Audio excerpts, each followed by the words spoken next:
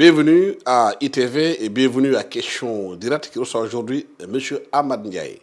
Amad Ndiaye est professeur d'économie à la FASDEC, à la faculté des sciences de gestion de l'université Cheikh Anta Diop de Dakar. Amad Ndiaye, merci d'avoir accepté notre invitation. Le Sénégal a connu une nouvelle alternance. L'économie est au cœur des discussions. Les nouvelles autorités avaient annoncé, quand ils étaient dans l'opposition, de diminuer les prix des denrées de première nécessité. Pourquoi, depuis lors, à votre avis, ça n'a pas été encore fait? Bonjour, M. Alassane Samba Diop, et je vous remercie de cette invitation. Par rapport à la question de la baisse des denrées de première nécessité, le problème, c'est que le Sénégal importe vraiment une grosse partie, disons la majeure partie des denrées de première nécessité à consommer dans ce pays, que ce soit le riz, l'huile, le sucre, etc. Donc, nous avons une dépendance structurelle. Nous avons une dépendance structurelle qui pose problème. Donc, ils avaient promis de faire quelque chose pour diminuer le coût de la vie. Les derniers chiffres de l'ANSD parlent de 1070 milliards de francs CFA d'importation de produits alimentaires sur 10 produits. Oui. Le blé, le riz, la farine, les produits alimentaires, que les bonbons, entre autres, sont consommés couramment par les Sénégalais, c'est 1070 milliards. Mais c'est énorme. Ce sont des chiffres de l'ANSD. C'est énorme. Donc je dis que c'est une dépendance structurelle. Ce n'est pas conjoncturel, c'est une dépendance structurelle. Maintenant, le problème, c'est que ces denrées-là nous viennent de l'extérieur. Donc ça nous vient de l'extérieur. Nous n'avons pas une maîtrise du prix à l'importation. C'est l'extérieur, l'étranger, qui fixe son prix. Une fois arrivé au Sénégal maintenant, le gouvernement applique ses taxes et ses droits douaniers. Donc le gouvernement ne peut agir que peut-être sur 10% du prix. Donc, et le gouvernement, je crois, l'a déjà fait en annulant beaucoup de droits de douane, en diminuant, en supprimant la TVA. Donc, ça veut dire que la marge de manœuvre maintenant n'existe plus. Qu'est-ce que le gouvernement peut faire encore? C'est subventionner. Et là, ça pose problème. Pourquoi? Ça pose problème parce que, vous savez, le gouvernement a des contraintes budgétaires, comme on dit. C'est-à-dire que le budget, en principe, il doit être équilibré. Mais on sait qu'on ne peut pas l'équilibrer. Le budget est déjà assez déficitaire. Il est assez déficitaire. Donc, si on veut subventionner encore les denrées de première nécessité, on va encore creuser les déficits. Et ça pose problème parce que on est déjà déficit à plus de 4%. Et le gouvernement a signé des engagements avec lui-même, le gouvernement de Macky, je veux dire, avait signé des engagements avec lui-même et avec l'FMI pour venir en déficit de 3,9% en 2024 et descendre à 3% de déficit en 2025. Donc, pour respecter cela, ce sera difficile encore de subventionner. Parce que si vous subventionnez, vous allez au-delà de ça. Et c'est ça le problème. Donc, ça veut dire qu'un pays, un État ne peut pas vivre avec un déficit trop grand. Parce que quand le déficit est trop élevé, ça crée de la dette, ça crée de l'endettement. Et l'endettement, on sait que ça peut mener aussi à des problèmes. Donc, la marge de manœuvre actuellement est très étroite, d'autant plus qu'on a l'impression que le gouvernement actuel converge avec l'FMI en ce sens. C'est-à-dire qu'avec l'FMI, ils sont à peu près d'accord pour dire que nous allons respecter ce qu'on a signé. Parce que la dernière rencontre que nous avons vue avec une délégation de l'FMI, c'est pratiquement de poursuivre ce qui avait été mis en place ici. On a l'impression que c'est le PAP 3 qui continue. Ça. Le PAP 3, c'est une composante du PSE. Alors qu'eux, ils avaient promis de mettre en place un projet. Oui, mais non, ils ont le projet. Peut-être que le projet... Mais vous savez, l'État, c'est une continuité. On ne peut pas mettre tous les projets passés. Il y a des projets qui sont déjà en cours d'exécution. On peut rectifier, on peut améliorer. Mais on ne peut pas tout jeter. Alors, en plus, parce que le nouveau gouvernement, le projet, c'est le référentiel économique par rapport au PSE. C'est ce qu'ils avaient proposé aux Sénégalais. Mais aujourd'hui, on a l'impression que c'est le PSE qui continue. Non, pour le moment, je crois que le gouvernement a dit qu'ils vont finaliser le projet en 2025. Donc, mais là, pendant ce temps, il y a des urgences à gérer. Il y a des urgences à gérer. Et donc, pour revenir au prix des denrées, c'est ça. C'est-à-dire que quand vous engagez à diminuer, à rester sur un déficit de 3,4%, 3,9% en 2024, ça veut dire. C'est-à-dire qu'on a peu de marge de manœuvre pour subventionner ou bien pour diminuer les taxes. On peut toujours augmenter les taxes, on peut augmenter les impôts, etc. Mais ça aussi, ça a une limite. Parce que trop d'impôts tue l'impôt. Ça risque de se répercuter négativement sur la production. Donc, je dis, actuellement, la marge de manœuvre est serrée. Donc, pour moi, ce qu'il faut comprendre, c'est que nous avons C'est-à-dire que pour diminuer le coût de la vie, il faut agir sur deux leviers. Lesquels? Il faut ajuster sur le revenu. Soit vous augmentez les revenus, ou bien vous diminuez les prix. Et donc, maintenant, puisque au niveau des prix, il y a beaucoup de facteurs que le gouvernement ne maîtrise pas, parce que c'est les prix de l'étranger. Ça nous est imposé. Et que maintenant, le gouvernement a presque diminué toutes ces taxes sur ces produits et a subventionné. Et le gouvernement est dans une limite. Ce qu'il faut faire aujourd'hui, c'est un problème structurel, il faut l'attaquer de manière structurelle. Comment? Il faut relancer la production. Mais comment augmenter les revenus des Sénégalais? Comment augmenter on ne peut augmenter les revenus des Sénégalais que si les Sénégalais travaillent. Il faut que les Sénégalais travaillent. Et donc, en matière d'agriculture, il faut vite se lancer dans l'augmentation de la production agricole. Je ne parle même pas d'augmentation de la production agricole, mais d'augmentation des rendements agricoles. Souvent, les gens n'insistent pas beaucoup là-dessus. Sur le rendement? Il faut vite augmenter les rendements. Parce que c'est l'augmentation des rendements. L'augmentation des rendements va avoir de multiples effets. Parce que quand les rendements augmentent, le revenu des producteurs augmente. Le revenu du producteur augmente. Oui, mais le problème que les producteurs ont au Sénégal, quand vous augmentez les rendements, les produits sont concurrencés par les produits importés. Aujourd'hui, par exemple, le riz qui vient de l'Inde est beaucoup plus compétitif que le riz fait au Sénégal, par le Sénégal. Les Sénégalais ne mangent pas le riz qu'ils produisent, ils préfèrent le riz qui vient de l'Inde. Il est moins cher que celui produit par les Sénégalais. Justement, monsieur Alassane, c'est ça. Le problème, c'est dans le rendement. Pour être compétitif de manière durable, il faut être productif. Être productif, ça dit qu'il faut de manière constante élever ton rendement et ta productivité. Et si les produits sont chers? Les produits sénégalais sont chers sur le marché sénégalais. Mais justement, c'est ce que vous comprenez. C'est-à-dire que lorsque les rendements augmentent, c'est-à-dire que vous avez un paysan, par exemple, au lieu de faire 1000 kilos, Oui. 1000 kilos d'arachide à l'hectare, il va faire 2000 kilos. Vous voyez? Oui. Il fait 2000 kilos. S'il fait 2000 kilos, donc non seulement son revenu va augmenter, mais il pourra baisser le prix de l'arachide pour le consommateur. Mais cette question est confrontée à une autre question beaucoup plus prégnante, c'est la question foncière dans le monde rural aujourd'hui. Il y a beaucoup de paysans qui n'ont pas d'espace pour cultiver davantage. Ouais. Parce que ça se pose un problème foncier. Quand vous touchez à la terre, les gens disent c'est la terre de nos ancêtres, Ouais. vous n'avez pas le droit de la toucher. C'est une question holistique. Oui, bien sûr, c'est holistique. Mais je veux dire, comment dirais-je, il faut les régler les problèmes qui sont à notre portée. C'est-à-dire que c'est un problème holistique, mais il y a les urgences. Il y a des questions qui sont à notre portée, il faut les régler. Je dis que donc aujourd'hui, il faut vite relancer la production. Si vous relancez la production agricole, surtout relancer, il faut faire en sorte que les rendements agricoles augmentent substantiellement. C'est ça qui va faire augmenter les revenus des producteurs. C'est ça qui fera que nos prix ici seront compétitifs, pourront concurrencer. Parce que si, par exemple, les rendements sur le riz augmentent, ça veut dire que le prix du riz pourra baisser et pourra concurrencer le prix du riz qui vient de l'étranger. Mais à ce moment, est-ce qu'il faut taxer les produits importés ou pas? Les produits importés, on peut les taxer. Davantage, augmenter les taxes. Non, Si, par parce exemple, que si vous les taxez davantage, le problème c'est que si vous les taxez davantage, vous avez des effets pervers. Parce que vous voulez protéger le consommateur, mais c'est ça cher pour le consommateur. C'est ça le problème aussi. Donc oui, il y a... Non, c'est pour amener les consommateurs à manger les produits locaux, à consommer les produits locaux. D'accord. Mais si vous les taxez, vous revenez toujours à la question de la productivité. Si vous réglez le problème des rendements, vous réglez tout.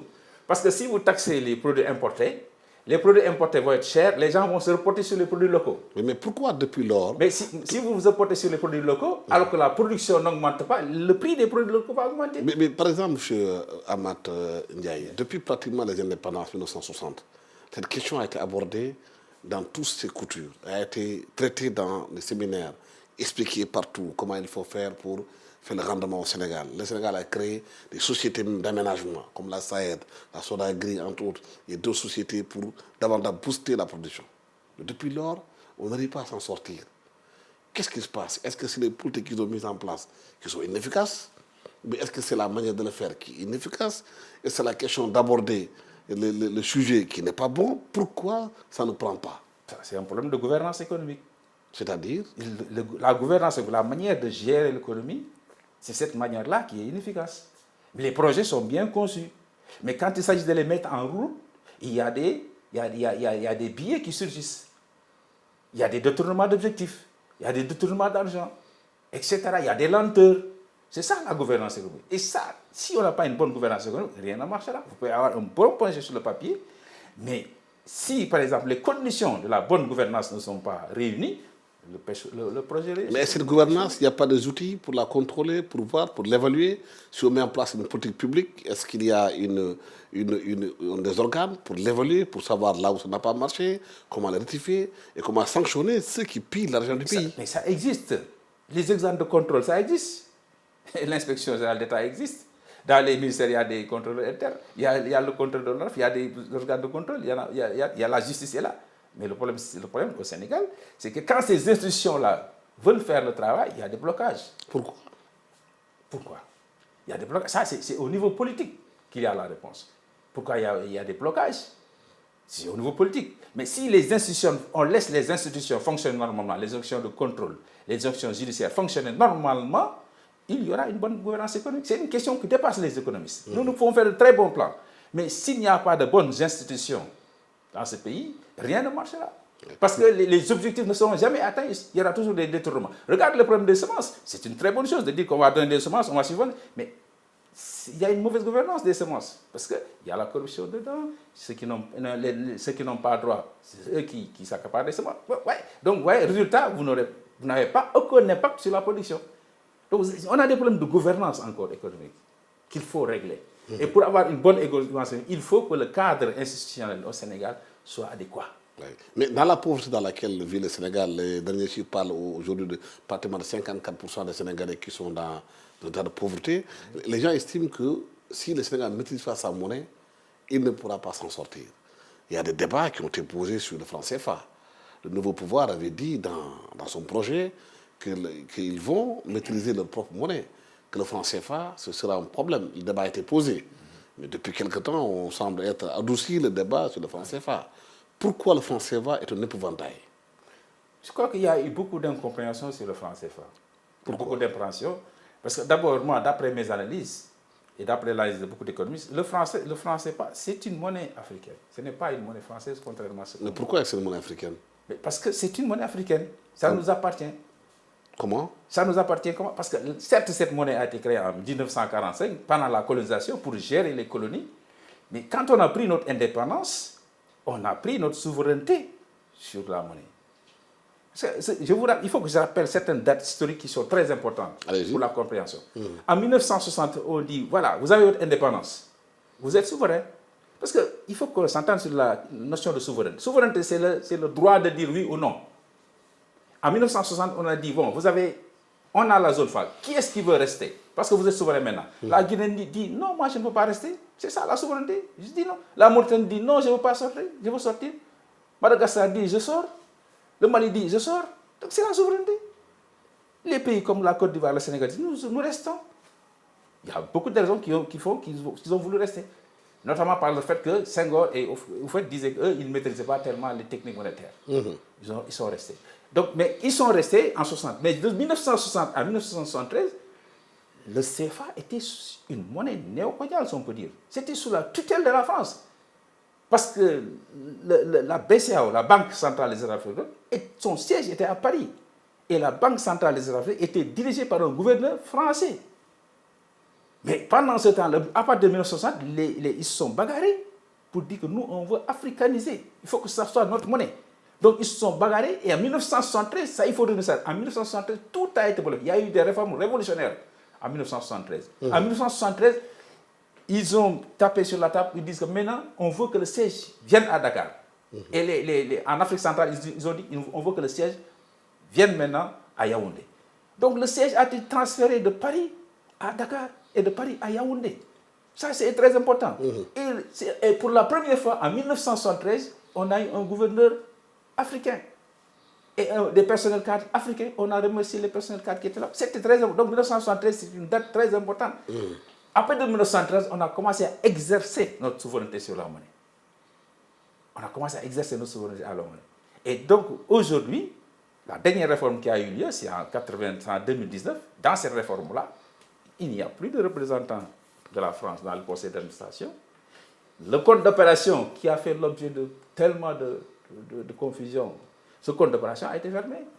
C'est notre argent qui était là-bas. L'argent est ici là. Donc, On exerce... mais pourquoi depuis lors, il n'y a pas de marge de manœuvre assez grande pour nos États par rapport à cette monnaie? Pourquoi les gens disent que le franc CFA est un frein à la croissance? Non, ce n'est pas un frein. Pourquoi? Ce n'est pas un frein parce que les chiffres ne le montrent pas.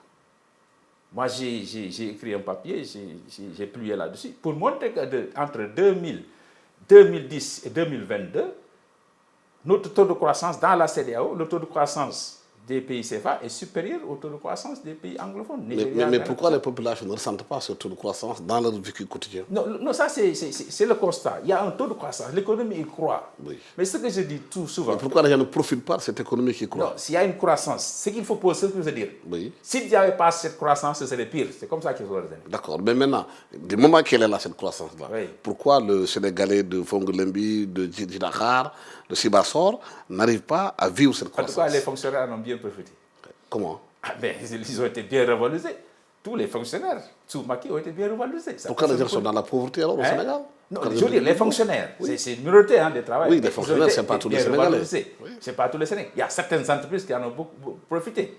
Mais c'est que, bon, le problème c'est que, comme je le disais tout à l'heure, pourquoi on en a profité? Ce qu'il faut se dire, c'est que s'il n'y avait pas cette croissance, ce serait pire. Parce que c'est quelqu'un, c'est comme l'exemple que je donne souvent, c'est quelqu'un qui est à 20 mètres sous l'eau. C'est nous, c'est notre situation. Nous sommes dans l'eau, nous sommes immergés, nous n'avons pas encore émergé. Donc nous sommes dans l'eau. Donc quelqu'un qui est à 20 mètres de profondeur, s'il remonte un peu, on dit que vous êtes à 10 mètres de profondeur, il dit, ah, moi je suis toujours dedans, je ne suis pas encore sorti. Rien n'a changé. Alors qu'il est en train de remonter. Mais tant qu'il n'a pas mis le nez dehors, il dira que je suis dedans. Alors, mais quels sont les signes qui montrent que tu es en train d'immerger, de sortir de l'eau? Quels sont les signes qui le montrent aujourd'hui au Sénégal? Au Sénégal, ce qui le montre, c'est que le niveau de pauvreté est très développé. De sorte que ça va prendre du temps pour que les gens vraiment puissent sortir. Et puis en ce moment, au même moment, il y a la croissance démographique. Au moment où l'économie augmente, la population augmente. Qu'est-ce qu'il faut faire? Donc le taux de croissance n'est pas suffisant. C'est ça. La croissance n'est pas suffisante. Le taux auquel l'économie augmente n'est pas suffisant. Oui. Et pour ce faire, il faut instaurer une dynamique endogène de l'économie. Parce que notre économie est trop dépendante de l'extérieur. Justement, le constat qu'on a fait au Sénégal, même le cure-dent importé de la Chine, le cure-dent fait 6 000 km pour venir ici au Sénégal. Oui. Alors qu'aujourd'hui, il y a des possibilités de le faire, de transformer ici. Pourquoi on est incapable de transformer ce que nous produisons sur place? Parce que vous savez, en matière d'économie, c'est très compliqué. Il ne suffit pas de vouloir quelque chose pour le faire. Oui. Au Sénégal, on peut même produire un avion. Si vous mettez un avion ici, vous dites aux Sénégalais, construis-moi un avion, on va vous construire un avion. Construis-moi un véhicule, ils vont le faire. Techniquement, tout est possible au Sénégal. Mais c'est économiquement qu'il y a un problème. Il faut que ça soit économiquement possible. Économiquement rentable. Nous pouvons construire un avion ici, mais cet avion-là sera son prix sera hors de portée. Pourquoi? Parce que c'est ce qu'on appelle, ce qu'on appelle la rentabilité économique, quoi. On peut construire, mais on ne peut pas rentabiliser. Parce que nous sommes dans des conditions telles que c'est très difficile de rentabiliser, d'être compétitif. Mais il y a des créneaux sur lesquels on peut le faire. Sur l'agriculture, on peut, en ayant une bonne gouvernance économique et en mettant les investissements qu'il faut, il faut des investissements. Ce n'est pas une question de monnaie. Oui. Mais il y a une question de fond qui n'a pas été abordée par beaucoup. J'ai eu la chance de lire les programmes de toutes les coalitions et des partis qui devaient aller à la présidentielle, dont le PASTEF. Mais je n'ai pas vu une réflexion profonde sur la famille. Alors la famille, c'est un outil économique. Mais dans nos pays, il n'y a pas de réflexion sur la famille sénégalaise aujourd'hui. Qu'est-ce qui est devenu de la famille sénégalaise? Est-ce qu'elle est productive? Est-ce qu'elle est compétitive? Est-ce qu'elle peut aller à l'assaut du monde?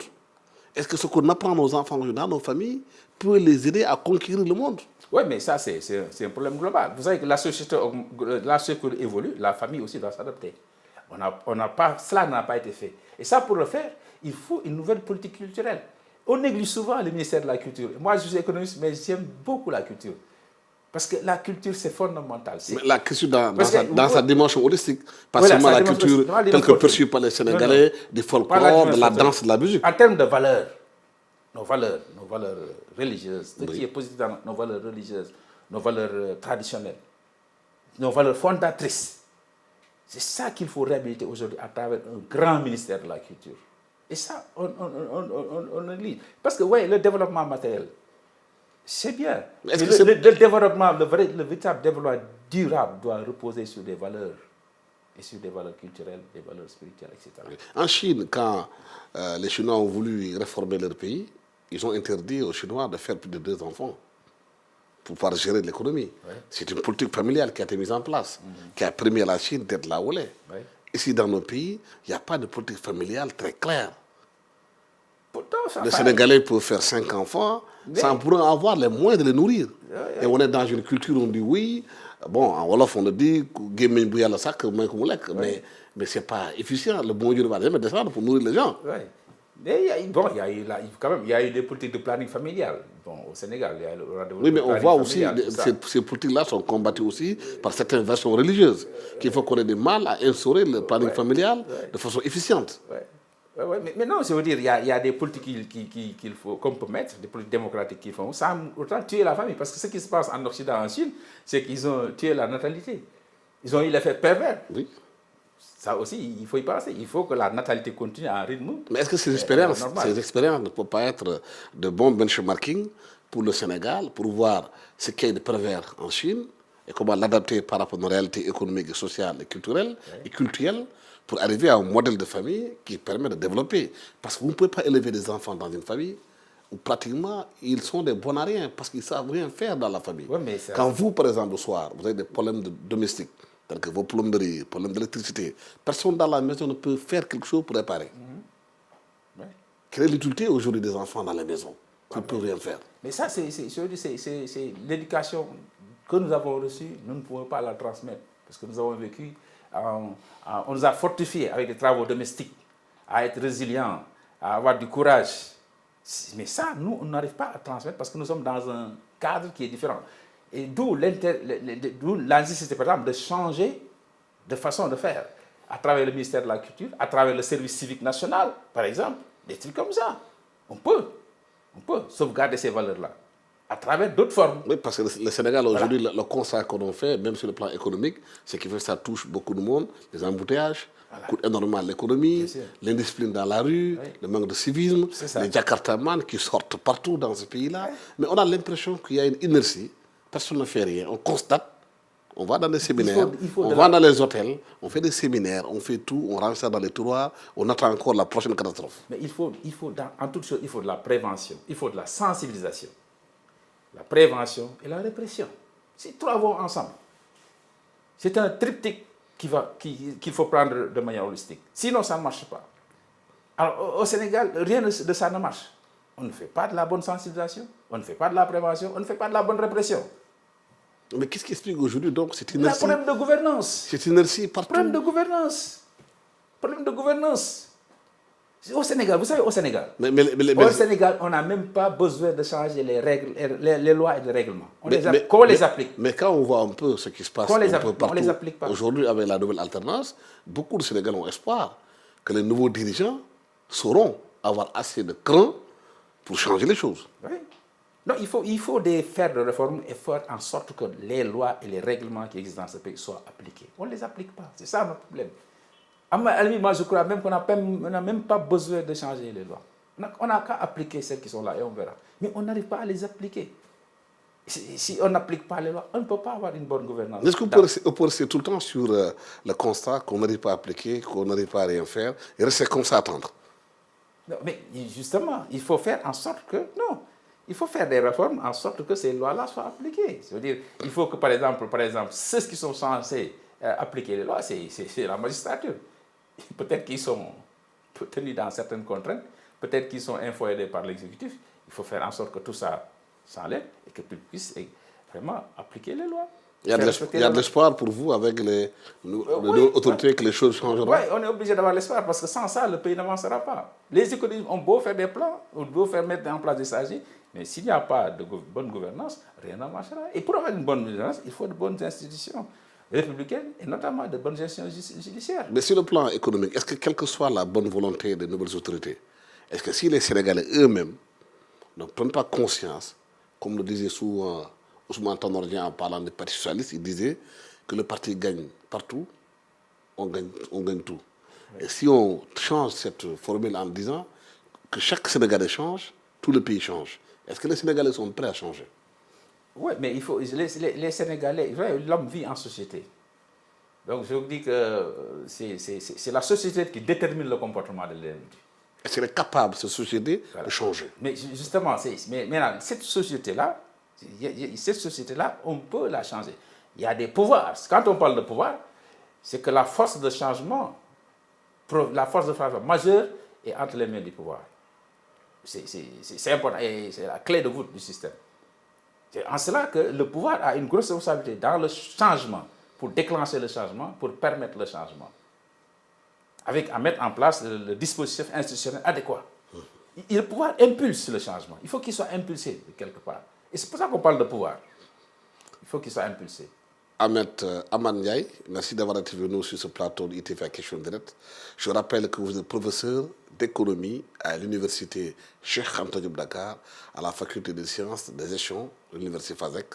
Merci d'avoir été avec nous pour parler de l'économie, surtout voir comment impulser les changements au Sénégal sur le plan économique, qu'est-ce qu'il faut faire et surtout quelle voie de solution pour que le Sénégal prenne définitivement la voie de l'émergence. Merci à toute l'équipe technique qui m'a accompagné pour la réalisation de cette émission. Merci, au revoir.